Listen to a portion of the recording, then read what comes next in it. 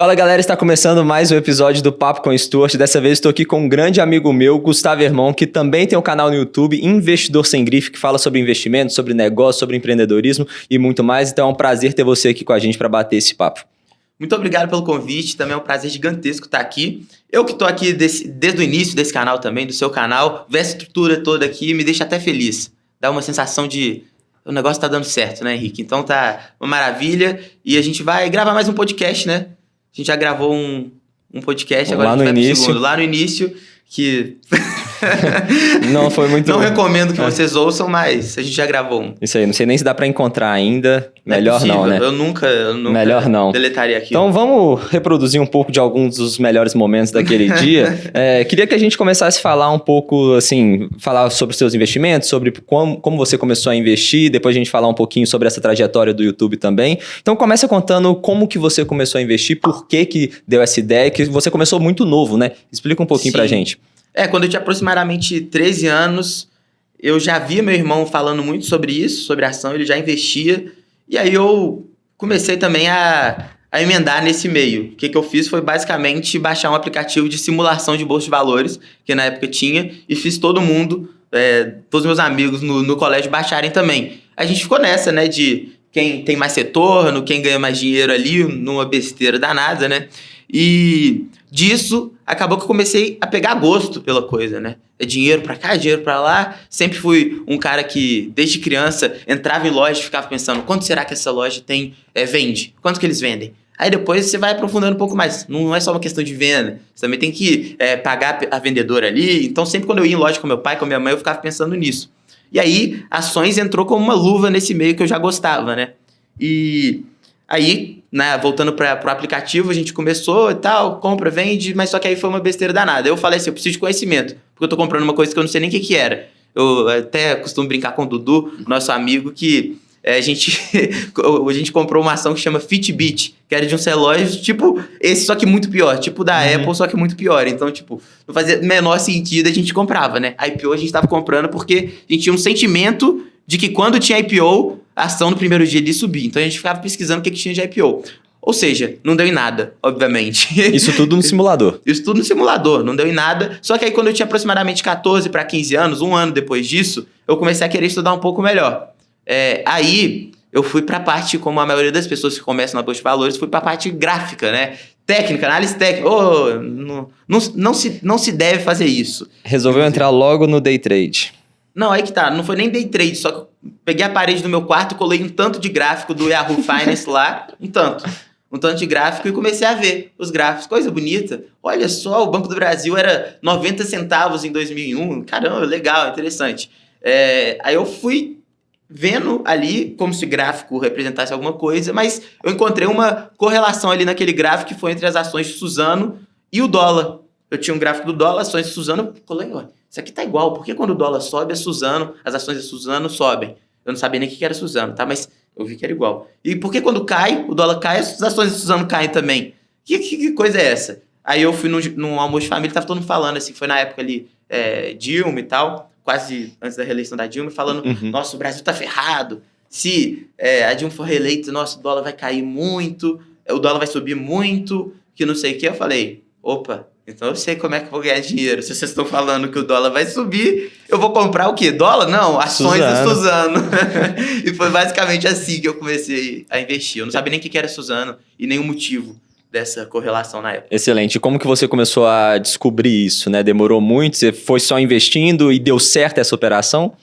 Não, a operação deu certo, mas assim, totalmente ao acaso, né? Exato. Eu ouvi que o dólar ia subir e falei assim, se o dólar vai subir, eu vou comprar ações de Suzano, beleza. Só que depois que eu ganhei dinheiro, eu vendi, coisa que é algo que iniciante normalmente faz, né? Que vê um lucro ali e vende. Que o Warren Buffett mesmo, que a primeira ação que ele comprou lá com 11 anos, viu a ação que ele tinha comprado cair e muito, aí voltou, aí subiu 5% do que ele tinha comprado, ele vendeu. E depois essas ações subiram pra caramba, City Service, subiram muito, muito depois disso. Então foi a primeira lição dele. E a minha, obviamente que eu não tô nem perto do nosso queridíssimo mito, mas uma lição que eu tive foi, olha, eu fiz isso aqui dar certo, mas eu não sei por que deu certo. Então, para eu dar o meu próximo passo, eu tive que começar a estudar. Porque eu falei assim, olha, eu tive essa sorte aqui, não faço a mínima porque aconteceu isso. Aí eu fui buscar mais informação para comprar minha próxima ação. E aí descobriu o Buffett e virou pupilo dele, né? Hoje você é o maior pupilo do Buffett, sabe tudo da vida dele. Eu não sou pupilo porque quando ele tinha 23 anos, que é a minha idade atual, ele tinha, se a gente for atualizar pela inflação, ele tinha uma graninha. Uma graninha boa, né? Uma graninha boa já. Mas tá no caminho. Tá no caminho. A gente tenta. E por que você gosta tanto dele? Eu acho que o fator que mais me faz gostar dele, sem dúvida nenhuma, é a facilidade com que ele trata as coisas. Você vai conversar com alguém que é do mercado hoje em dia, um tanto de jargão, querendo mostrar aquela briga de ego, né? Mostrar que sabe mais que o outro através da fala e não através dos resultados. O Buffett, ele chega em um lugar e as pessoas instantaneamente param para ouvir ele, não pela complexidade da fala dele, mas totalmente pelos resultados que ele já apresentou. Então, é algo muito mais voltado para o resultado do que para a fala. É uma outra coisa que também o Taleb está sempre falando, que é tipo assim, o empreendedor que fala muito, que está sempre no palco, está sempre querendo se mostrar, ele é um cara que provavelmente nem ele mesmo sabe como é que ele fez o negócio dele dar certo, porque são tantos fatores que envolvem um empreendedor chegar aonde ele quer chegar no sucesso, que ao passo que você chega e pega um storytelling, uma sequência de raciocínio para falar para os outros que foi por isso que o seu negócio deu certo, provavelmente nem você sabe por que deu certo. Então você está simplesmente tentando se vender e não nada mais do que isso. E o Buffett é justamente... A gente está falando aqui de Buffett, Taleb, mentalidades diferentes, mas que nesse aspecto se complementam muito. Não, com certeza. E você segue um pouco da metodologia dele também nos seus investimentos? Você acha que é uma metodologia, assim, vencedora no longo prazo? Obviamente senão ele não teria construído o que ele construiu. Mas você segue, assim, essa metodologia ou tem alguma outra que você prefere? Do Buffett, né? Do Buffett. Olha, o negócio é o seguinte. O Buffett, quando ele tinha aproximadamente... Nossa idade, mais ou menos. Ele estava na universidade da cidade dele, antes dele ir para outra faculdade da Pensilvânia, e depois foi para a Colômbia, né? Quando ele estava na cidade dele ainda, antes de fazer faculdade, ele já investia. Ele começou com 11 anos. Uhum. Ele foi da aula à noite, para quem tivesse interesse, basicamente de finanças para a galera. Surpreendentemente, ou não, a maioria dos alunos dele naquela época ganharam muito dinheiro depois na Bolsa de Valores. E era sempre um negócio. E uma coisa que ele aprendeu, que aprenderam com ele, foi justamente a ideia de que se eu te der uma dica agora, você não vai saber escolher quando você não tiver mais dica. Que é que todo início de aula eu perguntava para ele, Ô Buffett, mas qual ação que é a do momento? Porque sempre, você que é do mercado sabe, você vai em qualquer lugar e te pergunta, mas qual que é a ação que é para comprar? É sempre isso, né? Uhum. E o Buffett, ele era bem ali, ele tinha muita convicção de que ele não tinha que falar para ninguém nada sobre o que ele comprava, porque ele queria ensinar as pessoas. Aquela história de a tomar a própria decisão. Exatamente, para a pessoa saber pescar, né? E não dar o peixe de uma vez. Então o Buffett sempre foi essa linha. E, consequentemente, as pessoas acabaram ganhando muito dinheiro. Então, acho que uma lição que fica, e um dos motivos de eu seguir essa metodologia, é justamente que te faz pensar. E não te faz seguir dica nem depender de ninguém. Então, eu acho que essa é a essência, a base filosófica do Buffett, sem dúvida nenhuma. Apesar de tudo isso que a gente sabe, do Investidor Inteligente, do livro, que está tudo lá, que a gente já tem uma ideia de quais são os princípios de investimentos do Buffett, a base, a essência é você tomar a decisão por você mesmo. É por isso que eu sigo ele. E quem seguiu lá naquela época, na aula que ele dava na cidade dele, ganhou bastante dinheiro. Perfeito. E de forma resumida, assim, para quem ainda não conhece, né, ainda não leu esses livros e tudo mais, de forma resumida, qual que é a metodologia dele de escolher uma ação? O que são os principais fatores que ele leva em conta? Vamos lá. A gente vai falar aqui de uma parte, obviamente, do Investidor Inteligente e da metodologia do Buffett lá de trás, que tem muita base no Benjamin Graham, né? Naquela época era muito diferente. Hoje em dia você consegue ter acesso a múltiplos, tudo isso com 2 cliques na internet. Naquela época, primeiramente, você não tinha o Securities Act 2 lá nos Estados Unidos, que era uma bagunça a divulgação de balanços. Era totalmente bagunçado. Você não tinha compromisso nenhum. As empresas que falsificavam balanços não necessariamente cumpriam nada de pena, nada do tipo. Então, você realmente encontrar, por exemplo, o valor patrimonial, que hoje é literalmente com um clique na internet, naquela época, para você realmente chegar no que a empresa tinha de patrimônio de verdade, era um sufoco. Era ficar debruçado nos balanços da empresa, mas depois visitar todos os lugares que a empresa tinha, ver se aquele imóvel realmente valia o que estavam colocando ali, fazer uma pesquisa muito mais ampla do que a gente tem hoje em dia. E hoje em dia ficou muito mais comoditizado. Acesso a múltiplos e tal. E como toda a metodologia do Benjamin Graham é embasada em múltiplos, hoje em dia já não pode ser tão interpretada, pelo menos a parte numérica é embasada em números, né? Já não pode ser tão interpretada como um diferencial. Mas, voltando aqui para a base, para a essência, aquela parte de compreender o negócio e valorizar uma ação, saber a diferença de preço e valor, é a essência do Warren Buffett, do Benjamin Graham, que foi o mentor dele. Ou seja, só para resumir aqui, você vai ter que ir atrás de uma empresa que, na sua visão, ela tem um valor, o valor real dela é maior do que o preço que ela está sendo negociada naquele momento. E a partir daí você tem uma margem entre valor e preço que você pode ganhar. Fora isso, tem mais segurança, tem diversas outras coisas que a gente pode aprofundar no decorrer dessa conversa. Não, legal. Isso que você falou de antigamente não ter tanta informação assim, tudo mais, acho que isso defende muito também a ideia do Buffett de que mercado não é eficiente, né? Você acredita nessa teoria? Você de fato concorda com o Buffett que não tem uma eficiência tão grande assim no mercado por conta de emocional, racionalidade, o comportamento humano está em jogo? Nessa linha eu tendo a concordar mais com o Howard Marks. O que acontece? O Buffett ele tem essa visão de que o mercado não é eficiente, só que com o passar do tempo, na época dele, não era nem um pouco eficiente. Com o passar do tempo, por essa comoditização das informações, por isso tudo que a gente já conversou, foi ficando um pouco mais eficiente. Então, hoje em dia, uma visão que eu acho que é mais atualizada é que alguns setores, por exemplo, utilities, tende a ser mais Ineficiente? Mais eficiente, né? Por exemplo, elétricas tendem a ser mais eficientes. O mercado de elétricas tem uma previsibilidade maior, então você tem uma garantia de fluxo de caixa ali que você consegue fazer um valuation com mais assertividade e, por consequência, tende a ser um mercado mais eficiente. Tanto é que é menos volátil e tal.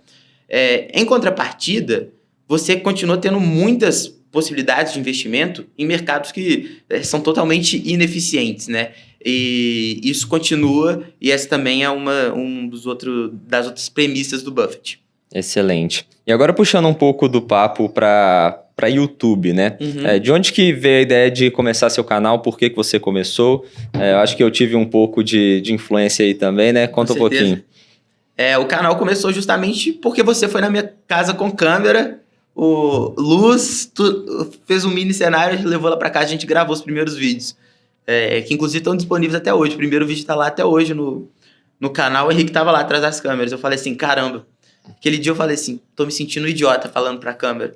Aí desde então, eu me sinto idiota todo dia, porque a gente tá fazendo isso, né? Mas começou bem por causa disso. Foi numa transição ali que eu tava saindo do banco que eu trabalhava e ia trabalhar em um outro lugar, só que foi bem no início da situação que a gente acabou vivendo no mundo. Não fui para esse lugar trabalhar e comecei a distribuir informação pelo YouTube, conteúdo pelo YouTube. É bom que não precisa trabalhar no escritório, enfim, dá para ser também, mas você pode fazer tudo de casa se quiser, que é o que você faz até hoje, né? Então, só ligar a câmera e já começa a falar. Isso que você falou de ligar a câmera e parecer um idiota falando com a câmera é muito engraçado, que no começo a gente acha que realmente é só uma câmera, não tem ninguém te escutando, mas você trava, né? Você não consegue falar nada de uma forma muito mais difícil mesmo do que falar com 300 pessoas na sua frente, porque é uma câmera. Você sentia isso também? Não, me senti um completo idiota mesmo. Basicamente, tô falando com uma câmera, não é possível, né? É sério? É sério. Antes eu achei legal, porque eu vi o Henrique fazendo e tal. Falei, não, bem legal, mas eu não... Quando você tá vendo da sua casa, aí você tá vendo esse podcast, você não para imaginar que... tá eu aqui, o João ali, o Henrique aqui só. E não tem mais ninguém. Aqui a gente tá conversando formalmente só porque tem câmera. Não sei se... você não para pensar em todo o contexto que envolve. Então eu me senti um completo idiota mesmo. Muito bom. E nesse período todo, o que você mais aprendeu?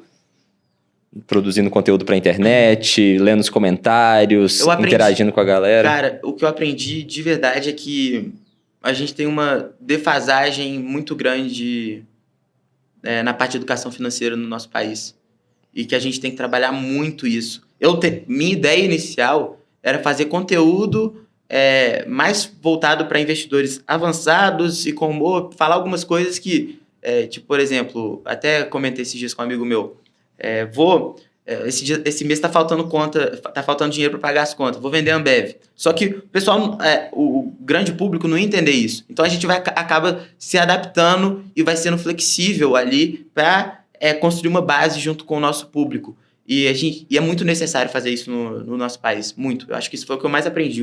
Ser flexível para você saber compreender o público com que você está conversando. E 2,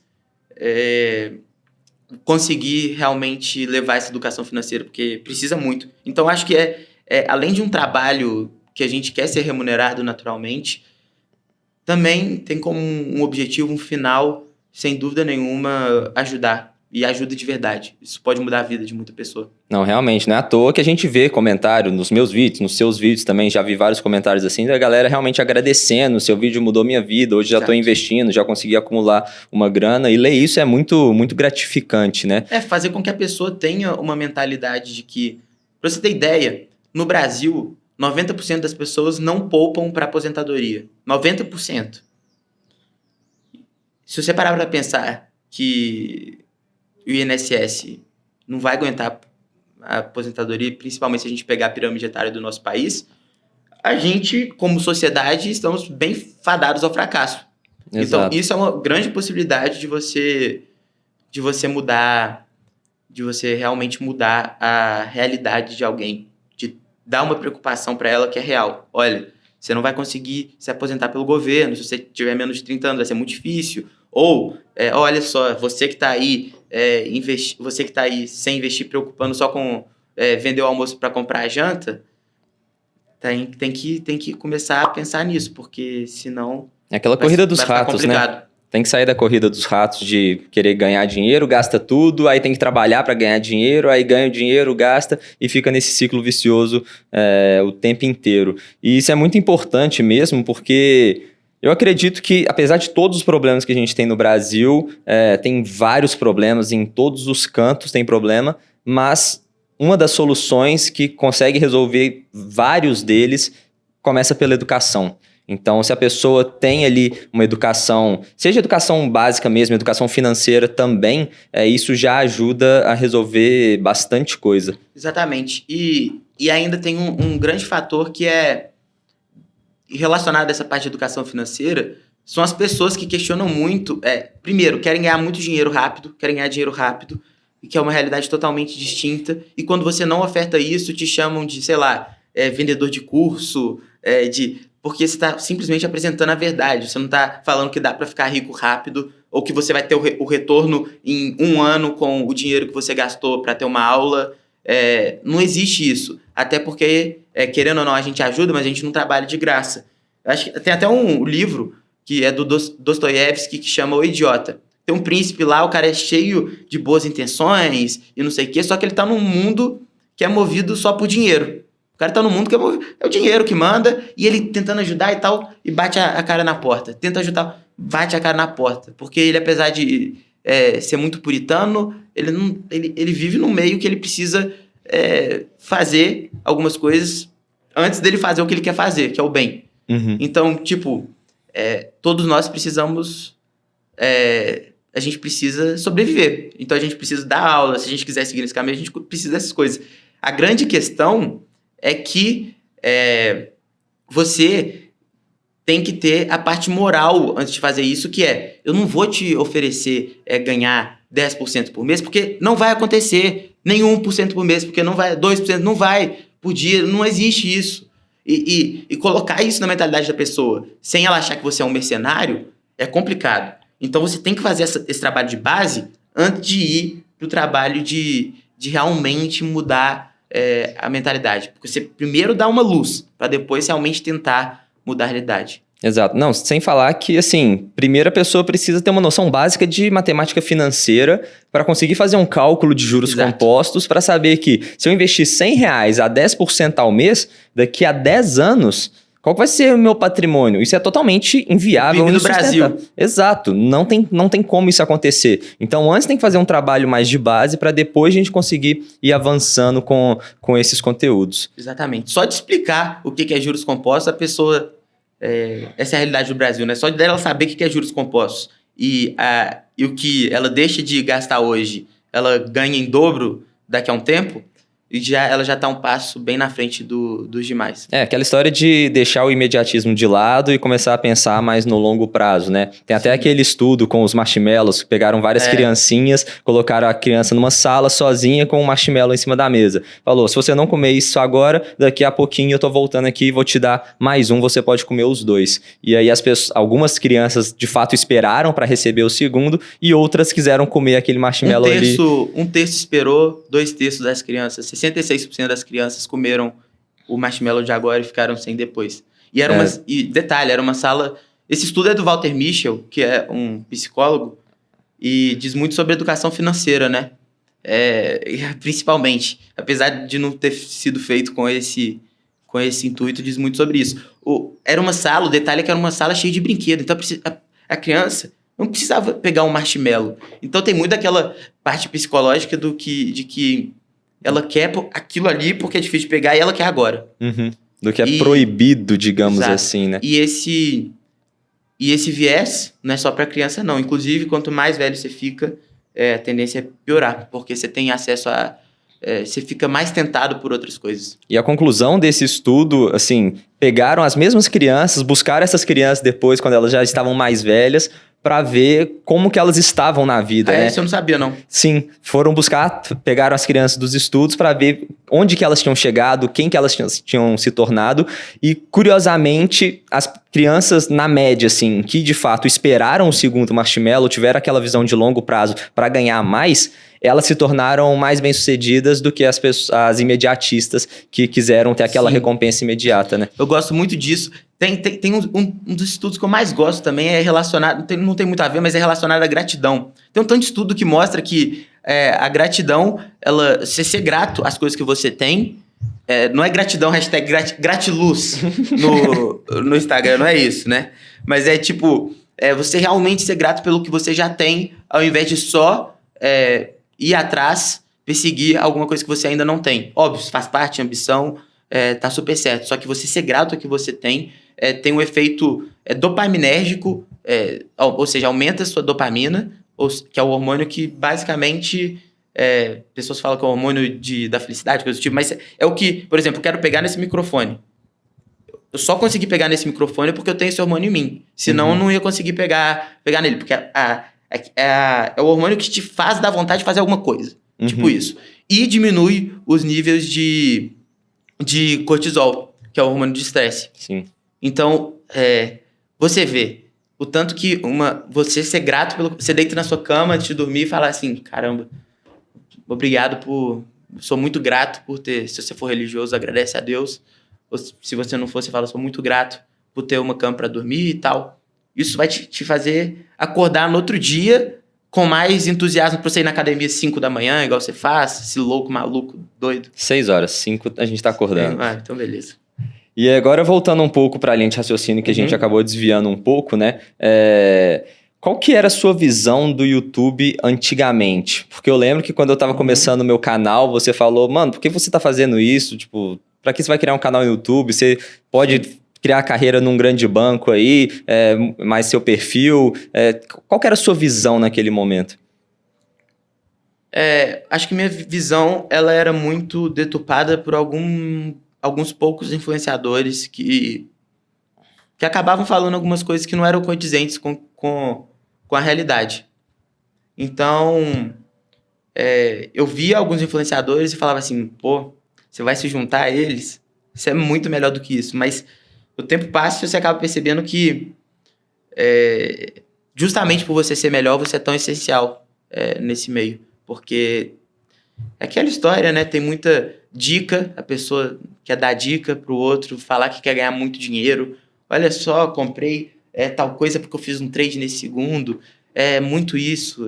Tem pessoa falando muita besteira na concepção, no conceito de alguns fatores. falando que uma coisa pode ser usada de reserva de emergência, sendo que não é. Fundo de crédito privado, reserva de emergência, coloco nisso. Não é, infelizmente não pode. Falar que fundo imobiliário, reserva de emergência porque tem renda mensal, não é. Então, eu sempre tive esse certo preconceito com relação a alguns influenciadores e alguns deles praticavam desserviço, que eu via. Mas o tempo vai passando, a gente vai vendo que tem muita pessoa boa também. O Primo Rico, que é o maior deles, é muito bom. Um dos maiores, eu não sei se é o maior. Mas ele é muito bom e ajuda muitas pessoas também a mudarem de vida. E você, sem dúvida nenhuma, acabou vindo para isso, só para melhorar também. É mais uma pessoa com conhecimento para colocar a média para cima, né? De quem influencia e educa financeiramente. Sem dúvida, as pessoas como você também são extremamente importantes pro ambiente do YouTube como um todo, para a educação financeira, porque a gente tem realmente muito caminho para percorrer, muito trabalho para fazer. É essa história, 90% das pessoas não fazem ideia do que é, menos de 95% das pessoas, quer dizer, menos de 5% das pessoas investem na bolsa, não sei se já passou de 3%, acho que ainda não chegou a 3% da população na bolsa de valores, então tem um caminho muito grande para percorrer e tem espaço para todo mundo, né? Se você é uma pessoa que consegue de fato agregar valor para as pessoas, tem um conteúdo que de fato agrega de alguma forma, tem espaço lá dentro. Uma coisa, eu concordo muito, tem muito espaço, só que uma comparação que eu vejo, juro pra você, é uma das que eu mais vejo, que eu sempre paro e fico pensando, não, que olha, nos Estados Unidos, mais de 50% das pessoas investem na bolsa de valores, enquanto no Brasil, 3,5% das pessoas investem na bolsa de valores. Cara, essa não é uma comparação, o sarrafo do Brasil é um pouco mais abaixo.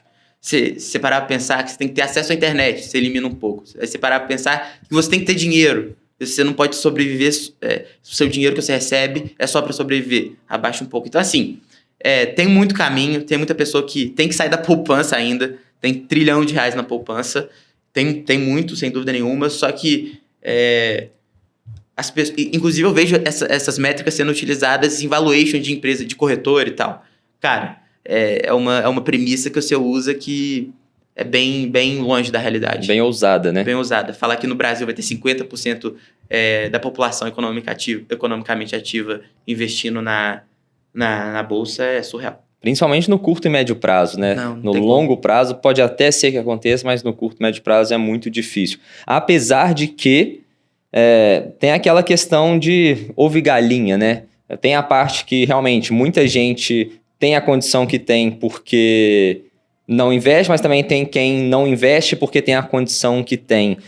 Então, como que você acredita nisso? Você de fato acredita que educação financeira, investimentos, é uma das alavancas para a gente começar a mudar o Brasil?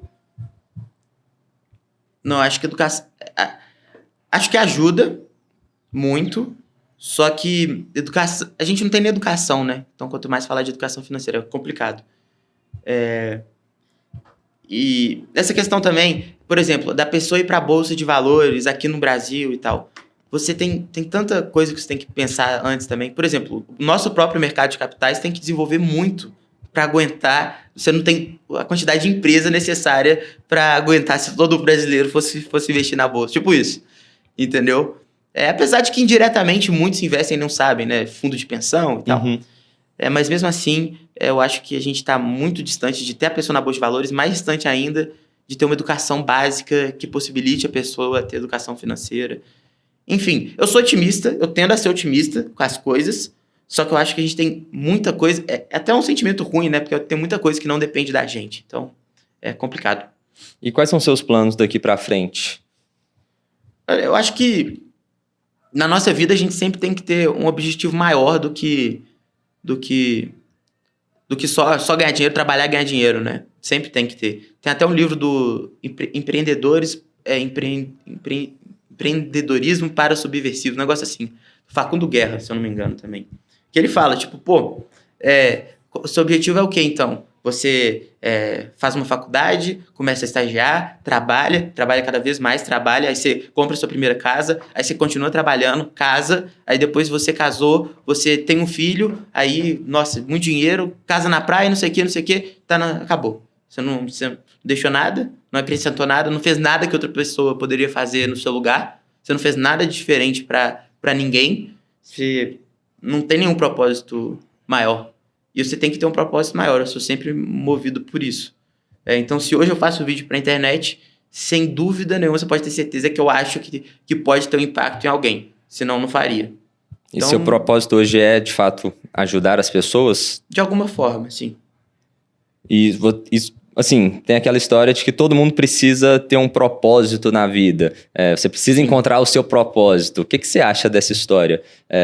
Todo mundo precisa, de fato, na hora de começar, qual que é meu propósito? Começar a pensar nisso ou isso vem ao longo do tempo? Eu não sou a melhor pessoa para falar sobre isso, porque, por exemplo, eu decidi o que eu queria fazer muito novo, sei lá. Antes de eu entrar na Bolsa de Valores, eu falava, eu quero fazer administração de empresas. Com 10 anos de idade. Você já viu algum maluco falar que você quer fazer medicina, né? Medicina, direito, engenharia. Agora, administração de empresa, você nunca viu ninguém falar que quer fazer administração de empresa. É o curso de quem não sabe o que quer fazer da vida, exatamente, né? Exatamente. E eu falo isso porque foi o meu caso também. Eu fiz administração porque não sabia o que eu queria fazer da vida. Na minha situação foi o contrário. Eu fiz porque era o que eu queria fazer da vida, só que o que eu sempre quis fazer na minha vida, só que não é o caso de quase ninguém que está no curso, fato. Então eu sempre tive essa questão do que eu queria, eu sempre tive bem demarcado. Então, eu não sei. Agora, quanto o propósito em si, que é algo maior do que a profissão, apesar de que toda profissão você consegue encaixar o propósito ali. É diferente um médico que cuida da pessoa e um médico que cuida do físico. É totalmente diferente. Então, o propósito, eu acho que tem que só vem até você com sensibilidade em relação ao seu redor. Senão, se você passa na rua e vê alguém no chão e você não se comove com isso, você acha tranquilo, banalizou isso, acha normal, você está bem longe do seu propósito, né? Sem dúvida, né? Agora, conta um pouquinho pra gente sobre o seu livro, né? Você vai lançar um livro, isso tem alguma coisa a ver com até o propósito mesmo? Conta um pouco essa história do livro pra gente. Não, isso é algo que tem muito a ver com propósito, porque dinheiro não dá, né? Escrever livro de verdade, assim, no Brasil, você escrever e ir atrás de editor e tal, e não ser procurado por não dá dinheiro nenhum no Brasil. Então, tem muito a ver com deixar uma base para quem tiver interesse, sem dúvida nenhuma. E meu livro, ele, para aproveitar o espaço aqui, né, que você está me concedendo... Parecendo um programa de TV, na hora que o artista está lançando alguma coisa. Ele vai sair só no primeiro trimestre do ano que vem, pela Alta Books. Aí você volta aqui e a gente fala sobre ele. Boa. Fiquei muito feliz de ter essa oportunidade com eles, que é uma editora muito grande, é uma editora que publicou Jordan Peterson aqui no Brasil, então fiquei muito feliz de verdade. E o livro, basicamente, são pequenos textos, pequenos capítulos, que eu chamo de cartas, e que eu discuto temas específicos que, no primeiro momento, parecem que são muito difíceis, tipo gestão de risco em uma carteira de investimentos, diversificação, o que é risco, tudo isso que as pessoas, às vezes, acham que é uma insanidade difícil, eu tento trazer pro nosso dia a dia e explicar de uma maneira mais didática, utilizando exemplos de fora. Porque se uma coisa eu também aprendi nesse meio tempo falando sobre finanças com as pessoas, conversando com muito investidor na internet, é que a maioria das pessoas acha que assunto de gerenciar dinheiro é chato. A maioria das pessoas acha isso. Dinheiro tem um fim ali, eu compro aquilo e pronto. Mas cuidar dele, todo mundo acha chato. E eu escrevi o livro com essa visão também. Finanças é chato. Eu não acho, mas eu tentei escrever sempre com isso. Então, eu sempre fui trazendo diversas referências de outros segmentos. Não, legal. E dando um spoiler aqui, o livro está muito interessante. Eu até já li, não terminei, mas eu li grande parte dele e ficou muito bom. E como que foi esse processo, assim, né? De escrever um livro? O que você sentiu? Como é que foi? Para eu escrever o livro, cara, foi aquela história, né? Você ter muita referência, então você tem que estar sentindo que você tem algo a compartilhar. Porque senão vira um livro... não que isso seja um defeito, tá? Mas senão vira um livro muito mercantilizado no sentido de... eu só quero ganhar dinheiro, não quero passar nada. Tipo, só quero vender o livro para passar o tempo de alguém. E não tem problema nenhum também, se tem quem compre, é isso aí. Só que o meu propósito ao escrever o livro foi diferente, foi realmente passar alguém. Então chegou um momento que eu falei assim, nossa, eu quero... se eu, por exemplo, parar com o meu canal no YouTube amanhã e alguém me pedir alguma ajuda relacionada à finança e tal, ter algum conteúdo que eu vou apresentar para ela, praticamente de graça, sei lá, 30, 40, 50 reais, e que ela vai conseguir tirar muito daquilo de uma maneira não maçante. Foi isso. Esse foi o sentimento. Quando eu falei assim, eu quero escrever um livro, eu fiz isso. Finanças é chato, a pessoa tem que gostar e tem que conseguir, depois de ler meu livro, conversar com qualquer um. Todos esses gestores que você traz aqui pro podcast, eu te garanto que depois que ler meu livro, a pessoa vai compreender muito mais do que eles falam. Vai conseguir entender esses jargões do mercado financeiro de uma maneira que... Ou às vezes, se não entender o jargão, vai falar assim, é aquilo. Entendi, que o Gustavo chama de outra coisa. Mas vai conseguir adaptar muito melhor. Excelente, excelente. E como a gente está num canal aqui de investimentos, de negócios, conta um pouco sobre o negócio de escrever um livro, né? Como que é o processo, o que acontece, essa questão de parceria com editoras e tudo mais, qual que é o bastidor disso aí? Porque não é só escrever o livro ali, documento de Word, mandar imprimir numa capa bonitinha e colocar lá na loja. Como é que é? O mercado editorial de livros no Brasil, ele é fraco, porque ninguém lê. Poucas pessoas têm interesse de ler realmente no Brasil. Então você tem... É um negócio meio absurdo, assim, eu não lembro exatamente os números, mas é que 1% dos livros pega 99% da receita. Então, além de ser um mercado com pouca demanda, ainda é um mercado muito concentrado naqueles poucos best-sellers, livro do Felipe Neto, enfim, essas coisas assim. Então, é um mercado porque tem pouca... Não é atrativo financeiramente. Igual eu comecei falando aqui, você não ganha dinheiro. A maioria das pessoas que fazem o livro, que não foram procuradas por uma editora com todo um projeto de marketing e tal, pessoa do nada, tá na cadeira, tá no trabalho, tá no meio do trabalho e fala, quero escrever um livro sobre isso. Vai ser difícil, assim, do ponto de vista financeiro. Então, esse é o primeiro passo. Se for fazer um livro para ganhar dinheiro, não faça. Então, mas aí, quanto ao processo em si... Todo dia eu sentava e tirava 1 hora do meu dia para escrever, cara. E no final, quando eu terminei de escrever, eu teve várias coisas. Mandei para amigo, mandei para você, mandei para um tanto de pessoa para ler o livro. Aí tive críticas, então muitas pessoas me ajudaram no processo. Mas, principalmente, o que eu percebi é que você não tem que ficar muito preocupado. Se alguém tem aí interesse em escrever um livro, não fica muito preocupado com essa questão de formatação e tal, porque isso é bem secundário. Você vai mudar muito o livro antes de você enviar para a editora e quanto mais antes de você publicar. Então, assim, é um processo que não preocupa muito em acabar porque demora. Você sempre tem uma coisinha para encaixar, você sempre tá lendo uma outra coisa que você pensa, é verdade, Igual, tem uma coisa que eu falo no livro, que é o seguinte, daqui a 20 anos, daqui a 10 anos, que seja 5 anos, eu vou olhar pra esse livro e falar, caramba, mas tem muita coisa que hoje em dia eu penso diferente. E ainda bem, que quer dizer que eu tô em busca de novas informações, e isso faz parte. E nesse processo de escrever o livro é a mesma coisa. Quando você escreve um livro, vamos supor que você demorou 2 anos no processo de escrever o livro.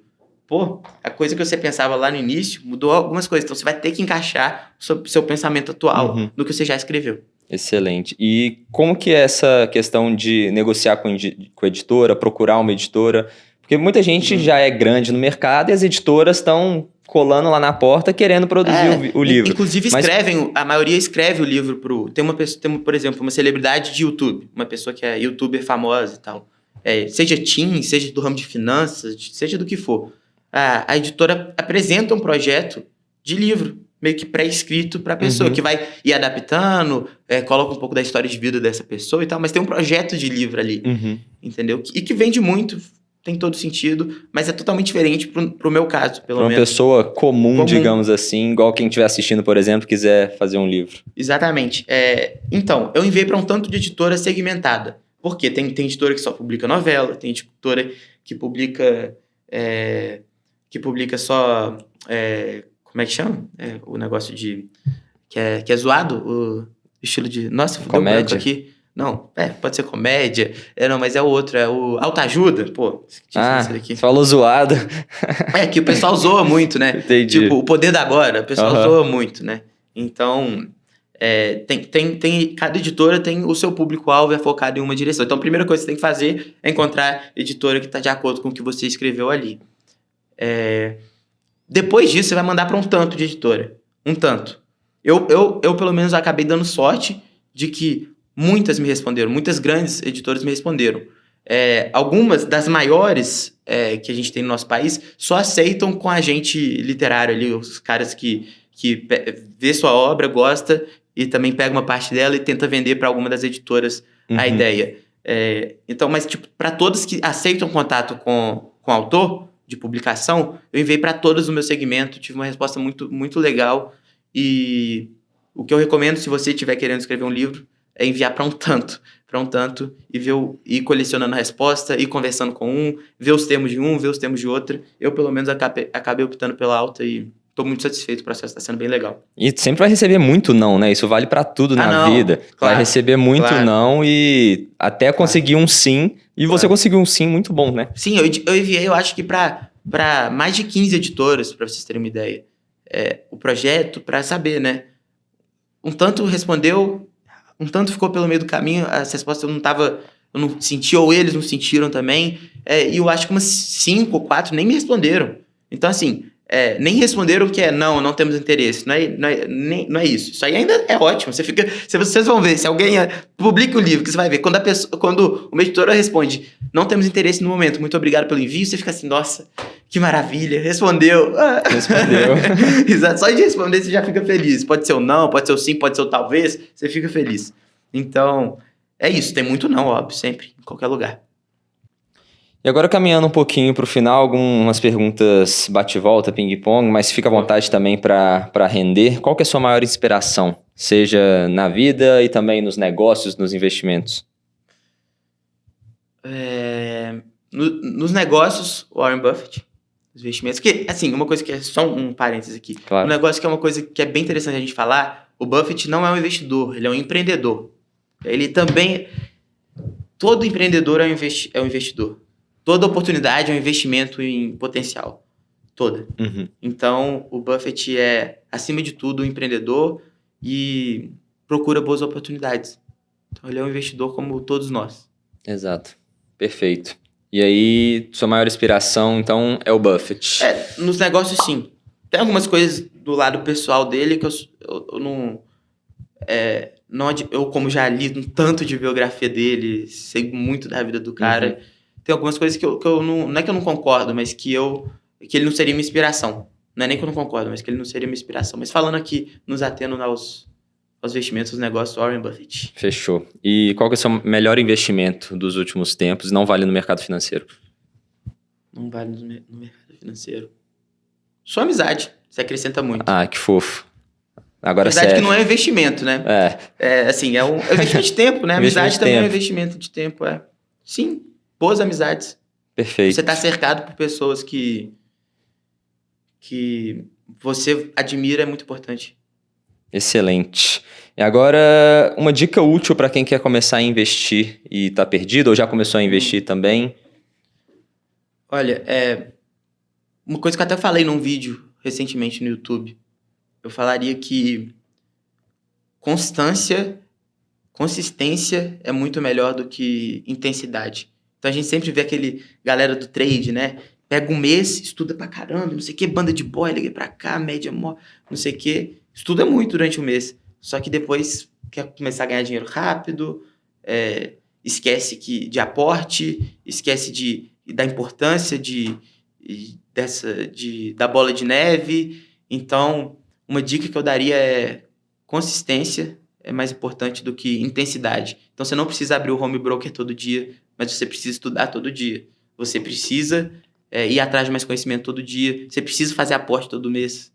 Então, eu acho que consistência é muito mais importante do que intensidade. Pegar um mês de uma coisa e dedicar, colocar a cabeça e ficar estudando em um mês é fácil. É fácil. Agora, você decidir uma coisa que você vai estudar o resto da sua vida, é difícil. É difícil. A consistência, a disciplina de continuar não é fácil. Até mesmo isso vale para tudo, né? Para os investimentos, para os negócios. Pra tudo. Até mesmo para o canal no YouTube. Você postar 7 vídeos na semana ou então 15 vídeos em 2 semanas é fácil, dá para fazer. O difícil é você postar 2 vídeos por semana durante 2 anos, que é muito do que eu e você, a gente tem feito também nos últimos anos e meses. Então, ter essa constância é muito complicado, né? Não, com certeza. A gente Cara, certeza na vida a gente não tem de nada, né? Pô, a gente não tem certeza das coisas, mas cabe a gente tentar. E o melhor, né? Mais do que tentar, tentar de verdade, ou seja, persistir, ter consistência. Isso é o que cabe a gente. Agora, pode ser que eu não sou bom no YouTube. Eu não sei, isso a gente vai descobrir. Pode ser que não seja pra mim. Pode ser que, não sei, que eu não tenha dado sorte ou que eu não seja competente pra fazer isso. Pode ser.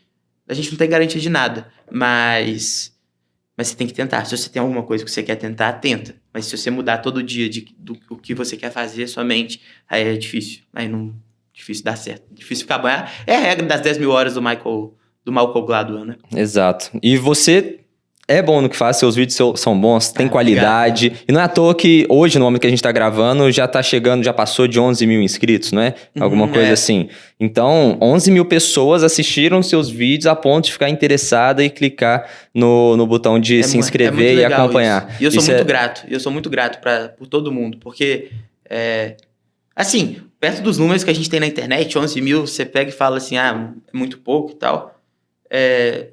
Pode não ser suficiente para você viver daquilo e tal, mas só que, cara, é tão legal você poder ter impactado... 11 mil pessoas. Você poder ter impactado 11 mil pessoas com o que você falou, que elas tenham gostado do que você falou, então eu sou muito grato por todo mundo. E se você quiser também se inscrever lá no meu canal, Investidor Sem Grife, aqui no YouTube. Perfeito. E isso é um negócio de longo prazo, né? Você fala aí que acha que não é pra você, não deu sorte e tal, mas tem crescido num ritmo interessante, tá gerando visualização ali todos os meses, e é um negócio de longo prazo. Tem muito canal grande que hoje tem 1 milhão, 5 milhões de inscritos, que já vi entrevista desses caras que eles falaram, nos primeiros 2 anos, primeiros 3 anos, eu não tinha nada de visualização, não tinha nada de inscritos, e depois desse tempo todo que de fato eu fui melhorando os vídeos e tal, chegou um momento que um vídeo deu muito certo.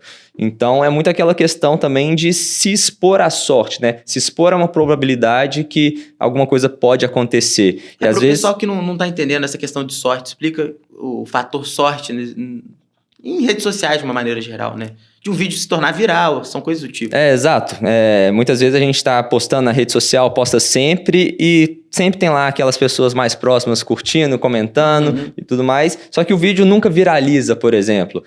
Então, às vezes, a viralização de um vídeo pode ser transformadora. Um vídeo pode transformar a vida de alguém. Então, muitas vezes pode ser fruto da sorte, ou às vezes é só simplesmente competência, mas... De fato, acontece a sorte. E se você nunca se expor à sorte, se você nunca começar, se você nunca postar o primeiro vídeo e não manter essa consistência ali todas as semanas, todos os meses postando vídeo, você não está se expondo à sorte, né? Sim. E quando a sorte chegar, você precisa estar preparado também. Porque de nada adianta, a sorte passa na porta todo dia, mas se você não está preparado, se você não aproveitou aquela oportunidade, também de nada adianta. Exatamente. E... Cara, até a gente conversa muito sobre isso, eu nem fico tão preocupado com esse negócio de vai ganhar muito inscrito, mas hoje em dia eu tô muito focado em processo, ou seja, trazer a melhor qualidade de vídeo possível. Eu comecei a aprender a editar faz mais ou menos 1 ano, né, talvez um pouco menos de 1 ano, e tô muito dedicado nisso, fazer os vídeos mais bonitos possíveis, mais legais, interativos, abrangentes, para a maioria das pessoas também conseguirem entender tudo e gostarem de ver, de ser bonito de ver. E esse negócio de se vai dar certo ou não, pelo menos no momento eu deixo meio de lado, assim. Porque certo, também dar certo é algo muito relativo, né? Não é o número de inscritos que fez dar certo. Não é. Exato. Querendo ou não, no final do dia, quantas vidas você está impactando, quantas pessoas você está transformando, né? Se você consegue viver daquilo. E se consegue viver daquilo. E querendo ou não, pode demorar um pouco mais, pode de fato ser alguma coisa que não vai trazer muito resultado no curto prazo. Por exemplo, eu tive a sorte também de ter um vídeo lá no começo que explodiu. E esse vídeo trouxe muito inscrito, muita visualização, pessoas que estão aqui até hoje também. Mas também de nada adianta você simplesmente ter a sorte de explodir um vídeo se você não consegue ter uma consistência ali, ter de fato uma competência, digamos assim, uma qualidade no conteúdo para manter aquelas pessoas. Tem muito vídeo que explode, o canal não vira nada também. Sem dúvida. Então, o seu ainda não teve esse vídeo, por exemplo, igual eu tive lá no começo, que de fato explodiu, mas só o trabalho que você vem fazendo, esse crescimento que tem tido aí nesses últimos meses, é fruto, de fato, da competência, da qualidade dos vídeos que você entrega. Então, assim, a questão de ter a sorte ou não é só uma questão de tempo também.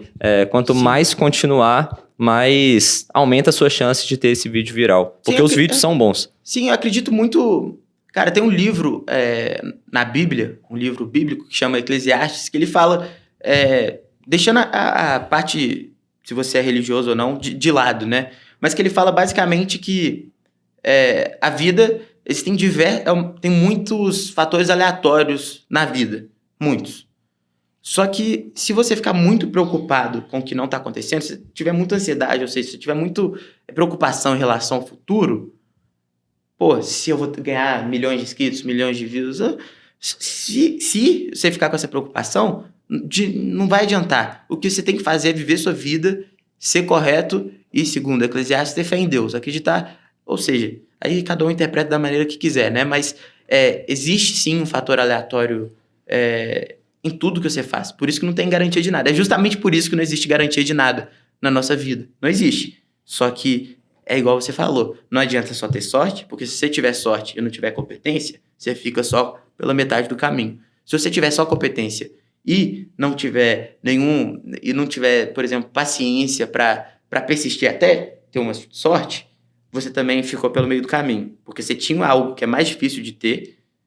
É mais difícil ter competência do que sorte, tá? Sorte, tem muita pessoa dando sorte, né? Você encontra 50 reais na rua, Exato. você fala assim, encontrei 50 reais. Então, não adianta ter só sorte ou só competência, você tem que ter um combo de coisas, né? E se vai dar certo ou não, a gente não sabe. E, além, dar certo é relativo. Perfeito. E agora, qual que foi seu maior erro? Suzano. Eu não sabia o que eu estava investindo. Eu comprei porque eu ouvi falar que... Não, assim, o maior eu digo em proporções, sem dúvida nenhuma. Eu comprei uma ação que eu não sabia o que a empresa fazia. Papel e celulose, não fazia a mínima que era papel e celulose, Suzano. Sabia que jogava o dólar, acompanhava o dólar. Por que eu comprei? Não sei também. Entendeu? Então, sem dúvida nenhuma, Suzano. E que feriu a principal regra do Buffett. Você investe em um negócio que você sabe o que aquela empresa faz. E eu não sabia nem o setor, tá? Não é que eu não sabia como que a empresa operava. Como é que era? Eu não sabia o setor. Então, assim, tudo errado. Isso que você falou traz uma reflexão interessante, que é o seguinte: muita gente, às vezes, investe em alguma coisa ou faz alguma coisa que deu certo ali no sentido, ela ganhou dinheiro. E ela acha que ela fez a coisa certa, quando foi puramente sorte, que foi o seu caso também, em partes, né? Porque você viu lá, se a Dilma foi eleita, o dólar vai subir. O dólar vai subir, então eu vou comprar o que se beneficia com o dólar, que eu vi aqui pelo gráfico, que nem sei se de fato isso ou se é uma coincidência, né? Correlação nem sempre tem uma causalidade. Isso é bem legal de falar. Então... Você precisa, de fato, saber o que você está fazendo e, às vezes, você pode ganhar dinheiro mesmo tendo errado. E se você vai seguindo nessa linha sempre de errar, mas dando certo, uma hora você vai, de fato, perder dinheiro porque você está fazendo a coisa errada de forma consistente. Da mesma forma que você pode se expor à sorte fazendo a coisa certa e uma hora ou outra, de fato vai dar certo, vai trazer resultado, você pode se expor a, não sei se é o azar, se é a não sorte, mas pode de fato dar errado se você faz a coisa errada sempre, né? Você falou isso aí você falou esse negócio de correlação não é causalidade. Olha só, ouve esse aqui. Tem uma correlação que é muito engraçada, que é um estado dos Estados Unidos, sei lá, vou falar que o Texas, só que eu acho que não é o Texas, não. Tem a correlação da venda de picolé com o número de plays nas músicas do Justin Bieber. É igualzinho. É o mesmo. O que você tira de conclusão disso? Aqui a gente tem que... Quando o Justin Bieber tá embaixo, tá tendo pouca view, você toma picolé. Escuta picolé, boa. Você come picolé pra poder ajudar o menino, né? Deve estar... Resumindo, não quer dizer nada. Nada. Igual assim aquela... Quem que é o ator que toda vez que ele solta... Que ele tá fazendo sucesso, as pessoas morrem afogadas, enfim. Sacanagem, velho. Tem muita correlação esdrúxula que não tem... causalidade nenhuma. Eu postei algumas no meu Instagram já. Essa do Justin Bieber eu postei. Sim. Tem a questão do Facebook também, com alguma outra correlação. Velho. Tem muita coisa legal. No Facebook com acidentes de esqui. É um coisa, assim, coisa surreal. nada a ver. E qual que foi seu maior acerto? Ter começado, sem dúvida. Começar a investir? Investir, sem Por quê? dúvida. Porque a maioria das pessoas não começa. Sabe que existe, sabe que é uma possibilidade, sabe, mas prefere ficar no comodismo da poupança, não acredita que na regra risco-retorno de jeito nenhum, que é só a mordomia Uhum. do investimento seguro. E olhando para trás, assim, nos últimos anos, ou então comparando com onde você chegou e tal, olhando para trás, você acha que faria alguma coisa diferente se fosse começar de novo? Começaria antes. Acho que eu começaria antes. É tudo sobre juros compostos, gente. O Buffett é tão rico não só porque ele é um gênio. Não é por isso. Mas ele é uma das pessoas no mundo que teve um contexto que, favoreceu com que ele pudesse começar a investir. Ele mesmo fala isso. Ele fala, olha, se eu tivesse nascido em um país que não fosse Estados Unidos, na pobreza, ninguém nunca ia ter ouvido falar de mim e provavelmente já estaria morto. Fato. Tem toda a razão do mundo, Buffett. Óbvio, como sempre, né? Mas você pensa, ele é muito rico, ele teve a condição de... Primeiro, ele é um gênio, né? Mas ele teve a condição de começar a investir com 11 anos de idade. E antes disso, ele já era preocupado em acumular e juntar dinheiro. E hoje em dia ele vai deixar 99,9% do dinheiro dele para filantropia. Então, assim, é um cara que mudou o mundo pela genialidade dele, gastou pouco com ele e gerou muito produto social. O produto social dele é muito positivo. Ou seja, ele entregou muito mais para a sociedade do que ele tirou. Muito mais. Se bobear, é uma das pessoas que tem esse produto positivo no maior número possível. Não, e ele tem esse patrimônio todo porque grande parte também ele já doou, né? Porque uma outra coisa que é interessante falar, né? Não é algo que é tão simples de ser feito. Você fazer uma doação de bilhões e bilhões de dólares não é tão fácil, porque tanto é que ele não vai doar o dinheiro, ele vai doar as ações da Berkshire. Então, assim, não é... Por que ele tem esse tanto dinheiro e não ajuda? Porque não é assim. É a participação da empresa que ele passa para um fundo de filantropia. Esse fundo de filantropia recebe dividendos, você investe dividendos para o bem ali, para o propósito daquele fundo. Então, esse questionamento também é algo que a gente tem que trabalhar, né? O cara é bilionário, mas como assim? Ele é bilionário, mas se em qualquer momento ele quiser ter todo esse dinheiro, ele não vai ter nem metade. Porque se ele vender tudo, todas as ações dele, primeiro que vai ser pior para todo mundo. Que o mercado vai ter um colapso, pessoas vão perder emprego, etc. E segundo fator é que simplesmente ele não tem por que fazer isso com a empresa dele. Exato. E eu vi um dado interessante esses dias, queria até, acho que dá um papo interessante falar sobre isso também, que o Elon Musk, no último ano, teve uma valorização do seu patrimônio maior, ou seja, ele ganhou mais dinheiro, digamos assim, do que o Buffett ganhou em mais de 90 anos de vida. O que você acha disso? Eu acho que não faz sentido, né? Não faz sentido. Por quê?